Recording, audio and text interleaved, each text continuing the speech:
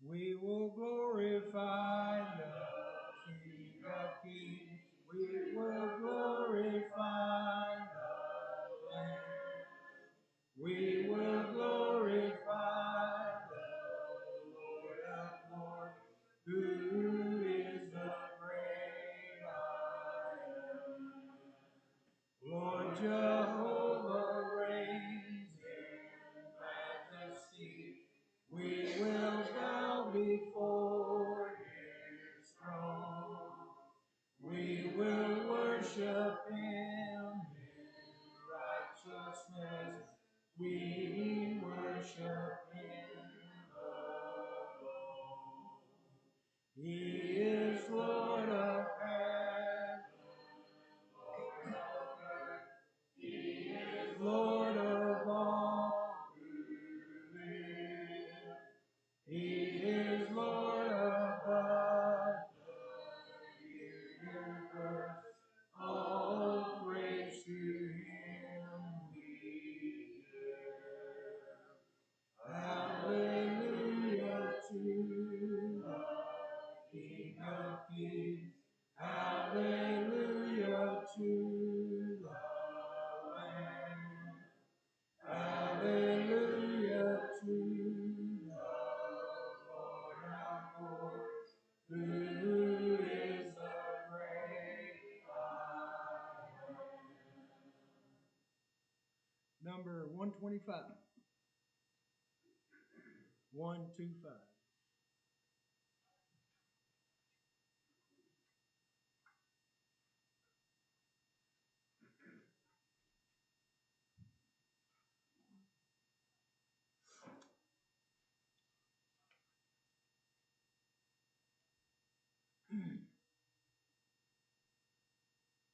Jesus, Jesus, Jesus, there's something about that name. Master, Savior, Jesus, like the fragrance after the rain. Jesus, Jesus, Jesus, let all heaven and earth proclaim. Kings and kingdoms will all pass away, but there's something about that name.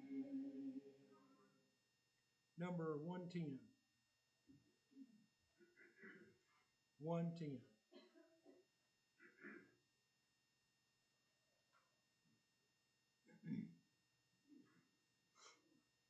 I will call upon the Lord, who is worthy to be praised. So shall I be saved from my enemies. The Lord liveth, and blessed be the rock, and let the God of my salvation be exalted. The Lord liveth, and blessed be the rock, and let the God of my salvation be exalted. I will call upon the Lord. He is all my righteousness. He will make His face to shine on me. The Lord liveth, and blessed be the rock, and let the God of my salvation be exalted. exalted. The Lord liveth, and blessed be the rock, and let the God of my salvation be exalted. I will wait on the Lord. He will fill me with new strength. I will fly with wings like an eagle. The Lord liveth, and blessed be the rock, and let the God of my salvation be exalted. The Lord liveth, and blessed be the rock, and let the God of my salvation be exalted. I will wait upon the Lord.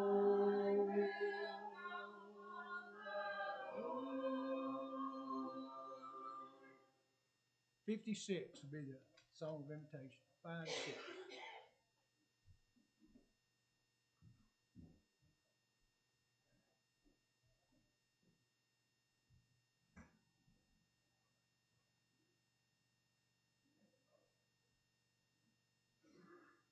So, in the Bible app, we've been studying the beginning of the church, or well, actually, the New Testament and the introduction of Jesus. We haven't gotten to the church being established yet. But we just recently talked about the Jesus going in the wilderness and being in the wilderness for 40 days and 40 nights, and then being tempted by Satan after those 40 days and 40 nights. And a few weeks ago, when it was rainy and cold and couldn't get out, we were watching documentaries on Netflix. And this particular documentary interested me. It's about the Meru Peak, which is a range in the Indian Himalayas. It's in the northern part of India. And this uh, shark's fin, which, can I point with this thing? Okay. Well, there. Right there. That's the shark's fin that these three mountaineers climbed successfully in 2011. Successfully in 2011. It's been a long time since anybody ever even tried that. And there's some interesting facts about that in the number of people who attempted that but turned around and went back. And the three guys who successfully made the climb first tried it in 2008. And they got stranded because of bad weather. And so they had to turn around and come back. And let's see.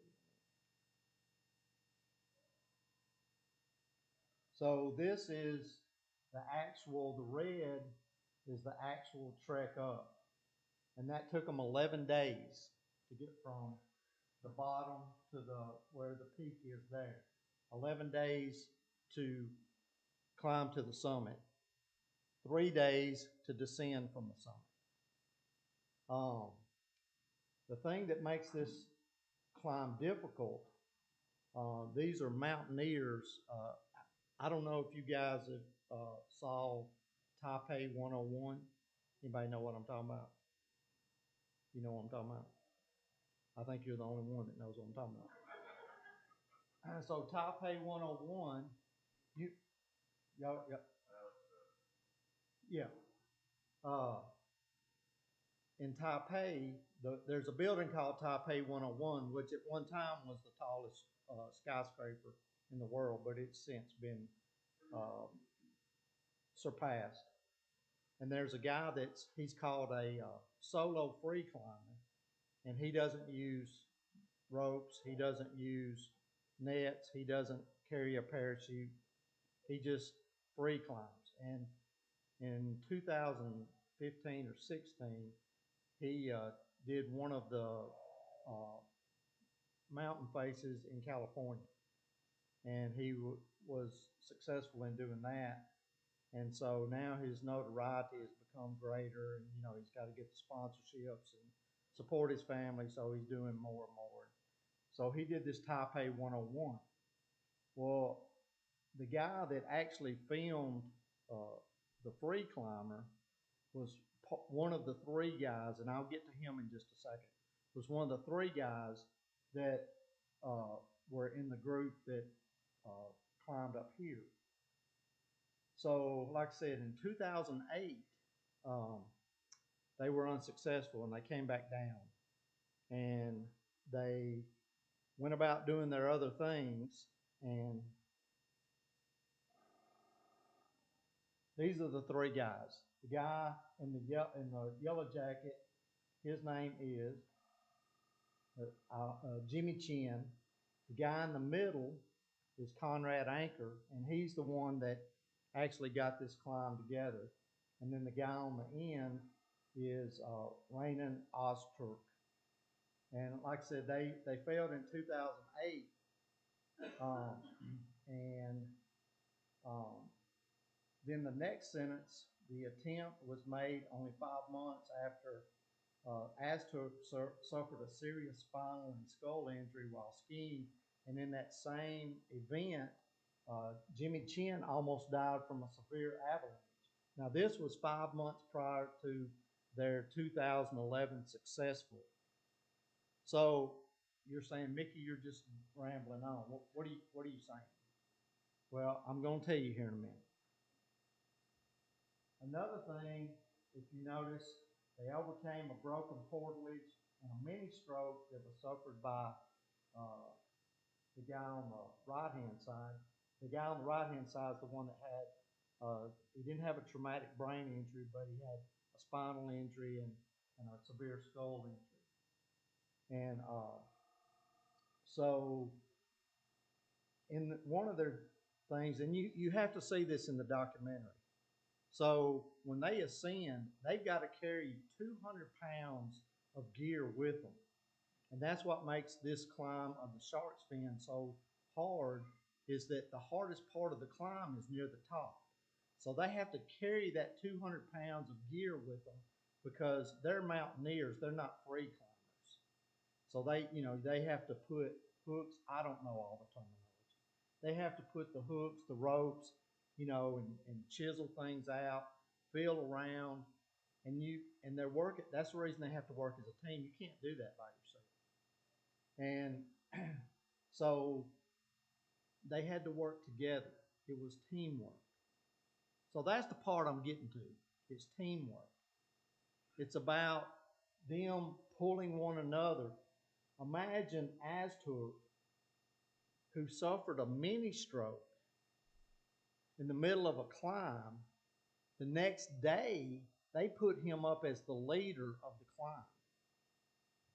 That takes perseverance. That takes they were going to climb to the top no matter what.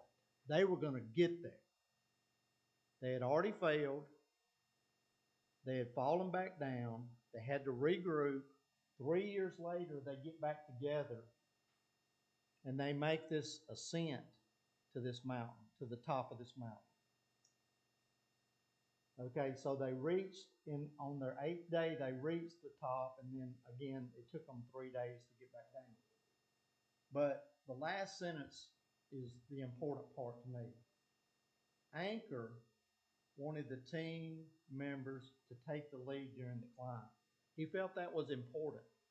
He could have been the leader the whole climb because he was the most experienced. But he said, me doing this, it's not going to give them any confidence. Me doing this on their own, they're not going to feel they accomplished anything. So he felt it was important to put them above himself. You see where I'm going here? It's important that we put others above ourselves. We need to work together as a team. And we do a good job here of working together as a team. And the mountain that we're trying to climb is the mountain against sin. It's the mountain against evil forces.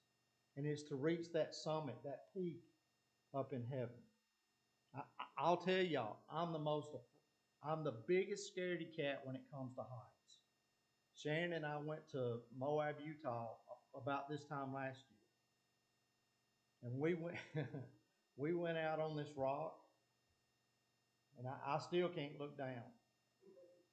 You could see people down there, and they were, on the water. It was the Green River, I believe, that was running down. Is that right? The Green River that was running down below there. And I'd sort of ease over to the side.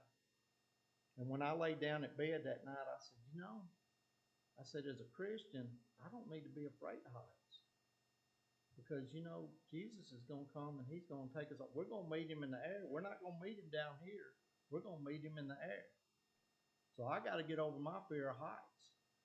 I got to get it together. I've got to do what I've got to do to get to heaven. And I need a team working with me and pulling. You got to have somebody at the top setting those things in. And that's what the Jimmy Chin talked about when he was put in the lead. They put him out over the granite face of the mountain. They put him right about here where there wasn't any snow. And he had to go around that. And it's going back like this. You guys ever climb back like this? So a guy I work with, my peanut butter and jelly guy, he worked for the TVA, and he was telling me at not Browns Ferry, the one in Scottsboro. Y'all know what I'm talking about. I'm sorry, Bellefonte. Yeah, Bellefonte. He worked at Bellefonte. He said he'd have to climb that tower. And he said, when you get to the top and you have to go out on that ledge, guess how you have to go out on that ledge? You have to turn over and look down and climb up. I said, that's it for me. I wouldn't be. I tell him that's my last day on the job. I was gone.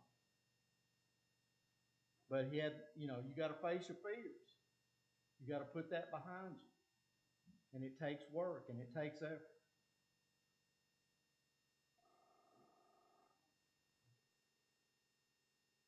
So the things I really wanted to go over were the leaders of God's people from Exodus to the kings. Moses, Joshua, the judges, and the kings. They all had a part in it. Somebody was pulling up here. Somebody was coming behind, ready to fill that next spot. They all, we know there were bad kings, right? Right, Brother Terry? Bad kings. Brother Terry can tell you about them.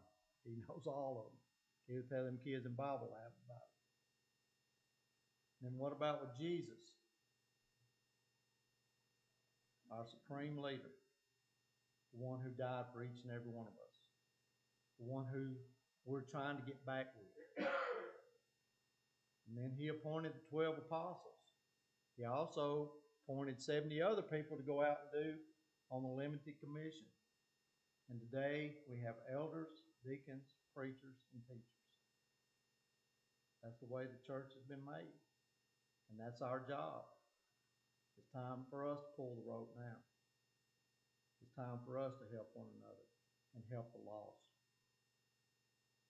So let's think about these things as we go out into our work week and the different things that we do on a day-to-day basis, because together we'll get to heaven. With one another, it'll be easier. So think about these things. If there's any way we can assist you, please come while we stand and while we sing. Living below in this so simple world comes what I get from God's own word. Striving alone to face temptation sore. Where could I go but to the Lord?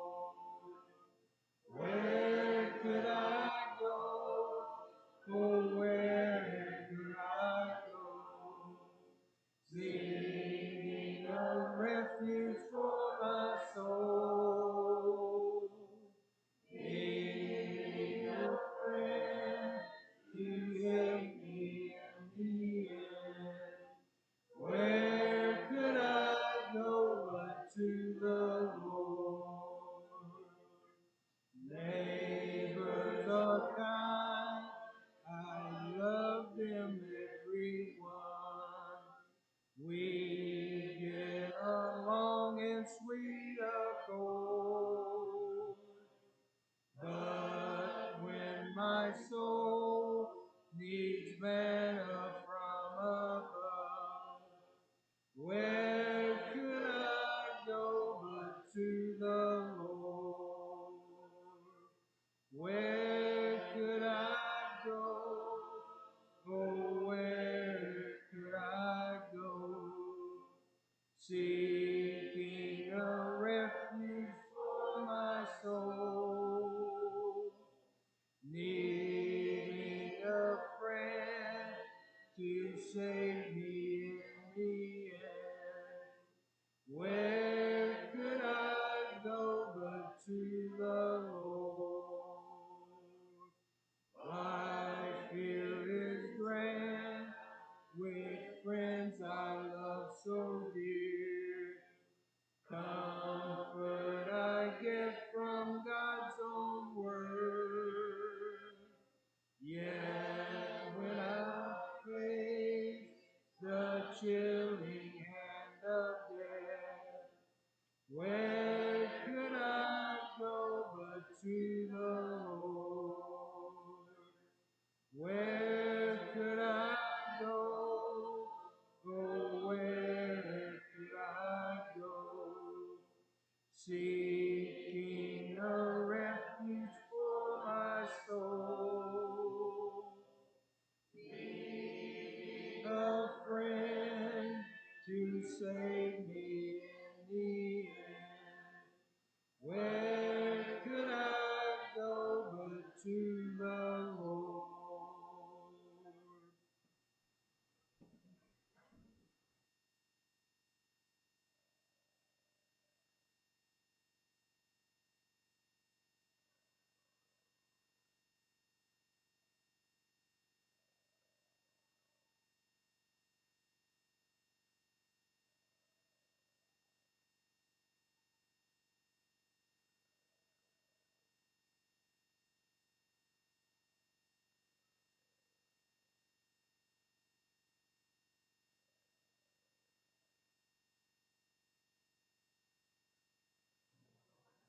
All right, we are talking about evidences. Um, Last week we were thinking about evidence to answer the question, why do we believe in Jesus? And we've considered a few different arguments about that, or evidences. One being eyewitness testimony, one being fulfilled prophecy, and one being our experience with knowing Jesus. And I think all of those are important aspects of this question. We looked at several verses that kind of pair together eyewitness testimony with the fulfillment of prophecy.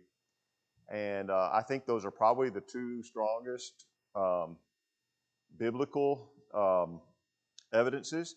And then when you couple that with our experience of tasting and knowing that the Lord is good, of trying it and experiencing it and seeing the effect that it can have in someone's life, when you put all that together, it makes a very powerful thing. Now, as we were concluding, Kurt asked an excellent question, and it had to do with, we were focusing on, strictly speaking, we were looking at the eyewitness testimony as we have recorded in the New Testament.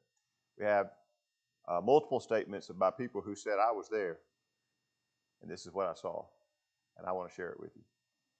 And so Kurt asked the question, just because somebody says it doesn't make it so, right?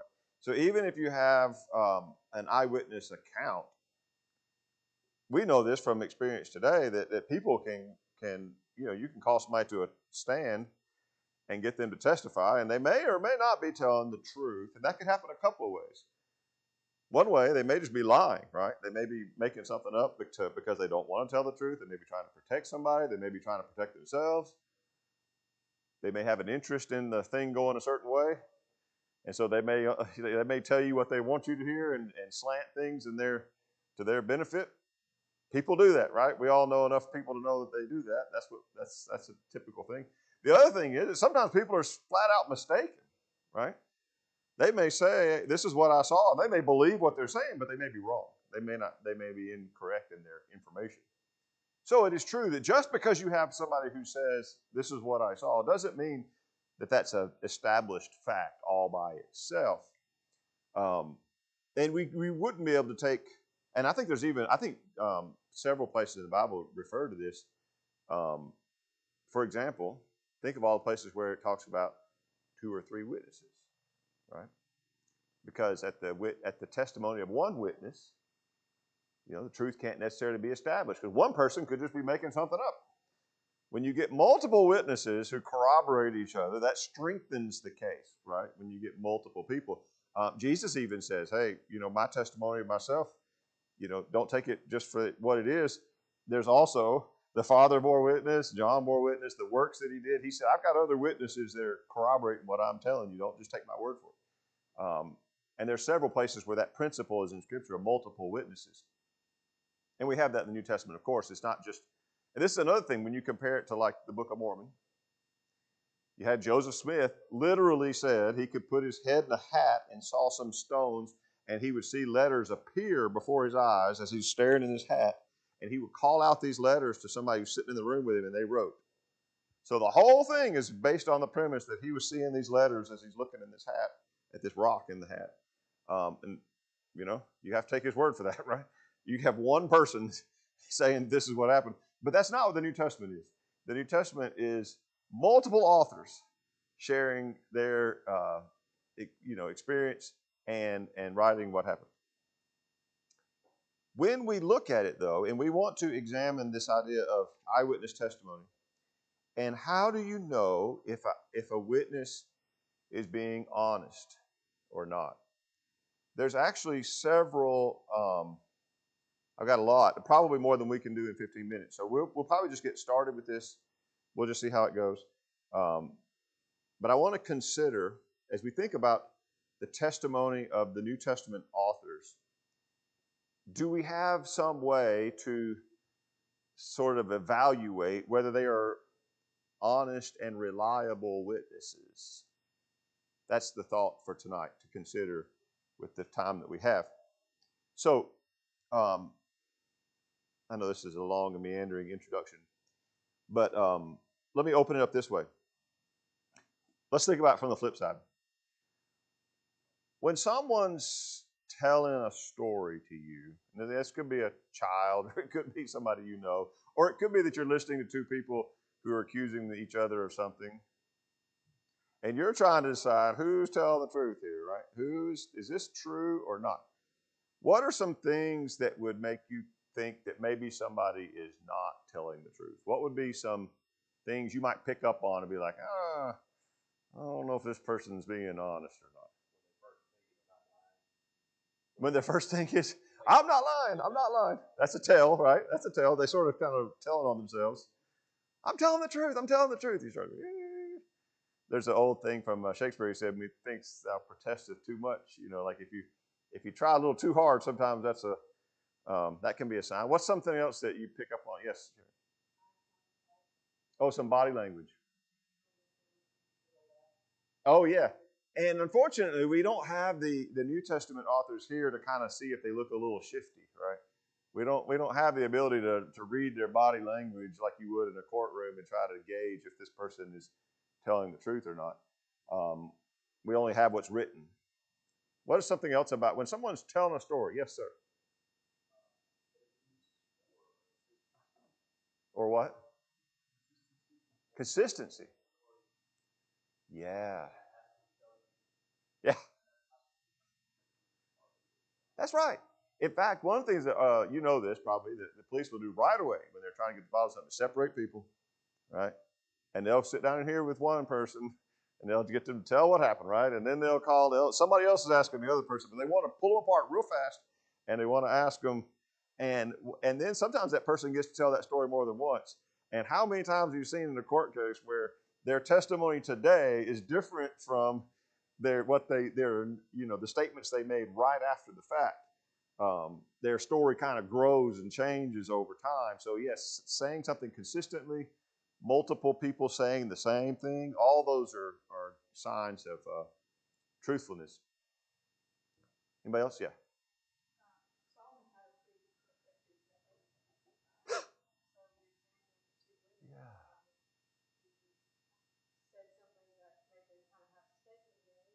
Yeah.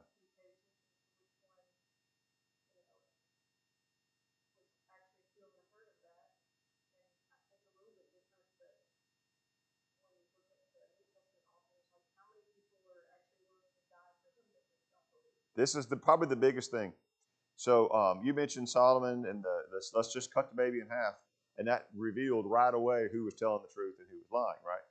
And it was because, as you said, the true mother had a lot to lose, and so that showed up in her response. The other lady had nothing to lose, and so it became obvious which one of these people was truly invested in the truthfulness of the outcome.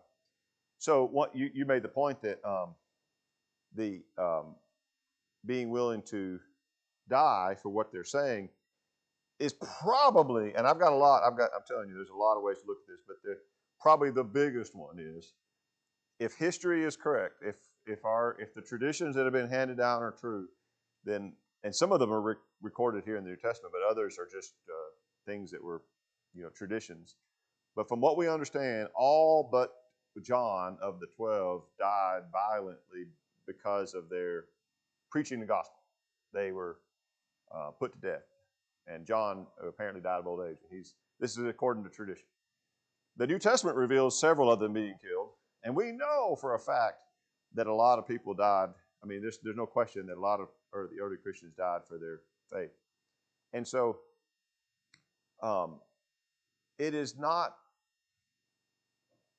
it would be, I don't know, you'd say impossible, but as a general rule, we could say people are not willing to die over a lie that they're telling, right? So people, they might keep up a face for a long time if they're telling a story because they don't want to give it. But if it comes down to you're going to die if you don't change your mind about this, maybe there'll be somebody, but that's not a very normal behavior for somebody who's made up a story and is willing to be killed over this story they have made up. So that's a huge, if you're trying to say, well, were they telling the truth? There's no evidence of a single apostle backing down under pressure and saying, I'm sorry, we made it all up. It was all a big ruse. There's not a single documented case of one of the apostles who is facing death over what they taught, changing their story. And so that's the biggest, I think that's the strongest case. There's others that we can consider. It's probably hard for you to read my mind of what I'm thinking about. But here's some things that you might consider. If somebody's story that they're telling directly benefits them, right? Like, you think to yourself, well, of course you would say that. That's the thing you need to say because that's going to help you. That's that. Now, does not mean they're not telling the truth, right? It's possible somebody's telling the truth and it benefits them, right? But when somebody's telling the truth and everything they're saying benefits them, you do start to think But if somebody tells something and the thing they're telling is actually kind of hard, hurtful to them, like this doesn't reflect well on them, but they're telling it, you think they're probably telling the truth, right? Because why would somebody make up something and tell it that's hurtful to themselves, right? Why would they tell something that is damaging to them, to their own position? That's usually a hallmark of somebody who is telling the truth about something, if they're willing to say something that doesn't reflect well on them. So let's think about that from 2 points of view from the New Testament authors. First of all, what did they stand, the apostles and the early Christians, what did they stand to gain by preaching that Jesus was the Christ who died and was risen from the dead? What would be the self-serving motive what would they stand to gain by preaching this? Nothing on earth. That's exactly right. What on earth did they gain from that? Not a single thing, right? There's not any evidence of them enriching themselves. There's not any. Think about what people do when they amass a following, like some cult leader. Pretty quickly, they claim half the women in the group, right? I mean, there's like a trend here. They suddenly decide that they've had a message from somebody that they need a bunch of wives. they usually will try to either gain some political power. They'll try to like take over something and be the ruler and the leader, or they will get everybody to send them some money. And next thing you know, they've received another message that they need a helicopter, and now they've got another message that I'm going to need a bunch more money. And it becomes kind of obvious what's going on if you're standing on the outside looking at it, right? Just so happens this message that you're preaching directly benefits you. That's kind of obvious. But look at the apostles. It's the opposite, right? Not only did it not benefit them, what did they get for what they were preaching? Death. And before that, as Paul said, this cost him everything. He said he had all this stuff going for him, and he counted it all as rubbish. It was basically all became like garbage. He lost it all. He lost his standing. He lost his position. He lost everything. What did he get instead? He got shipwrecks and beatings and, being scoffed and made fun of. And, they became sort of the laughing stock of their community in some ways, and people persecuted them. That's what they got for telling their message. So it makes you wonder, why would you go around telling something that causes nothing but pain and trouble to you? Right? That doesn't prove they're telling the truth, but it certainly is a strong indicator that they probably believe what they're saying, because there's like, why else would you do it? It's not something they're telling that is benefiting them. Thoughts or questions about that? That's one. And that's a powerful one, I think, when you stop and think about it. And you probably had this experience when somebody's telling you, and everything they're saying is, is kind of, it's all favorable to them, and you start to, it's like that, or everything they said just benefits themselves.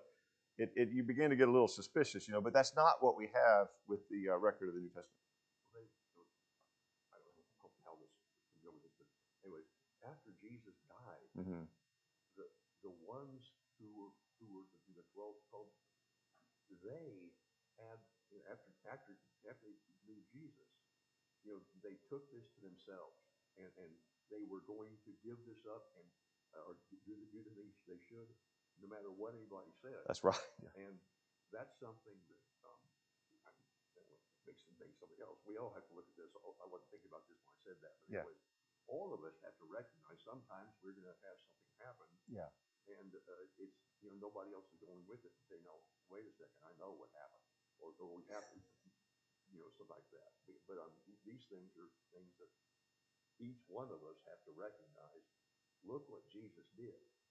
And trying our best to think, well, he didn't sin with this. And yeah. I want to be with him. Amen. Right. That's right. And we have to be willing to stand up and say, even if everybody goes against it, if it's the truth, right, we got to say, this is what I believe, and I don't care if anybody agrees with me, because we believe in Jesus and we want to go be with him. That's right. So we got to have the same kind of courage they did to speak the truth, even when it's going to mean some bad thing for ourselves, right? Even when it means that, something negative. We're not trying to tell people this because it works to our advantage in some way, or that we're trying to kind of, rig this up to benefit ourselves. There's all kinds of techniques that people have for sales and all that to kind of, get things to go their way, right? Because there's a direct commission at the end of the day. But that's not the way it works with sharing the gospel. That's not it. So we've got just a minute or two left. I've got other thoughts, but I'm going to save them for next week. Any other thoughts about how the apostles, their testimony? Well, think about this. So we might have a minute just to think about this. But what else in the record? What are some things they said that don't reflect well on themselves in their story? Anybody think of any details in the Gospels that don't make the disciples look particularly good? Yeah, that's the big one, right? So Peter denying Jesus, right? That he doesn't look too great in that moment. What are some other things in the Gospels that don't reflect super well on them? Yeah, he was persecuted. In fact, that's a challenge. How do you explain that? How do you explain this guy who says I was persecuting it and now I'm not? Why would he do that? What's something else that doesn't reflect well on the disciples? Well, you got Judas, who betrayed Jesus. Yeah, that's terrible. What else? What about the fact that they very often, Jesus has to tell them, oh, you of little faith, They seem to regularly not have the necessary faith. They doubt and question things all the time. Even after the resurrection, when they're told that Jesus rose from the dead, it said they doubted this. They questioned it. They weren't sure about it. Thomas, he comes and Jesus is like, don't doubt, but believe, They sometimes had the wrong attitude. Sometimes they would, they got things, Jesus told Peter, get behind me, Satan. Because Peter told him, this is not going to happen to you. They misunderstood things. They got stuff wrong. Peter would say on some occasions, we were afraid. We didn't know what else to say. We didn't know what to do. Those aren't the kind of details that people include in a story that they're telling about themselves. So if you're listening to somebody telling a story, even you and me, if we're being truthfully honest, I guarantee this is true for everybody in this room. If you're telling a story, if I ask you about something and you tell me a story about something that happened, and in the course of that story, there was something that you did that you're really embarrassed or ashamed of, probably you're going to leave that out, right? Like if I say, how was your trip to Disney World, Katie? And and you're telling me about the Disney World trip, right? But at some point during that trip, you did something that you're really ashamed of or embarrassed about. You're not going to tell me that. You're going to just leave that little part out of the story. That's what we all do, right? Nobody tells those things. And yet, the very people who wrote the book included lots of little examples of things that don't reflect well on themselves. And that is a hallmark of somebody who is giving honest testimony. If somebody is telling you a story and parts of this story make them look pretty crummy, you can probably be sure they're telling, at least they're being, honest about what they're saying. Okay, we're already over time. Sorry, I probably should have stopped. But anyway, there's a lot of fun stuff. We will continue next time. Let's encourage Caden this week, and let's encourage him tonight.